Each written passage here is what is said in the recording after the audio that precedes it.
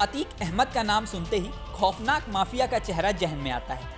अतीक के माफिया राज के 4 दशक गुंडागर्दी, मारपीट और दबंगई के लिए याद किए जाते हैं। अतीक 5 बार विधायक और 1 बार सांसद भी रहा, लेकिन राजनीति के क्षेत्र में उसका नाम काफी कम लिया जाता है। हालांकि इसी राजनीति की पिच पर उसने एक ऐसा काम भी किया जिसकी चर्चा राजनीति के गलियारों में कई बार हो चुकी है। एक किताब Bahubalis of Indian politics from bullet to ballot के हवाले से मीडिया रिपोर्ट्स में दावा किया गया है कि साल 2008 में तत्कालीन यूपीए की मनमोहन सिंह सरकार को बचाने में अतीक का बड़ा रोल था। उस समय विपक्ष कांग्रेस के नेतृत्व में चल रही यूपीए सरकार के खिलाफ अविश्वास प्रस्ताव लेकर आया था। इसके बाद अमेरिका और सरकार के बीच किया गया परमाणु समझौता दांव पर लग गया था।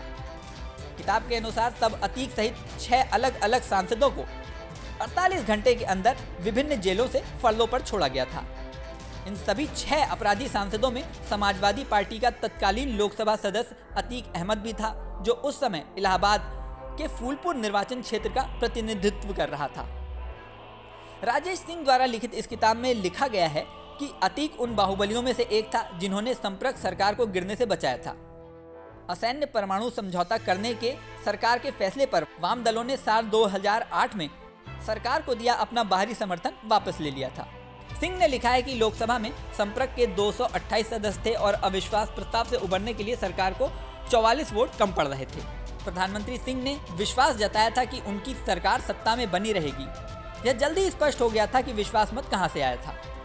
उन्होंने लिखा, तब समाजवादी पार्टी अजीत सिंह के नेतृत्व में चल रही राष्ट्रीय लोकदल HD देवेगौड़ा की जनता दल सेक्युलर ने संप्रक को समर्थन दिया था। उन्होंने आगे लिखा कि संप्रक को समर्थन देने वाले अन्य सांसदों में बाहुबली नेता भी शामिल थे।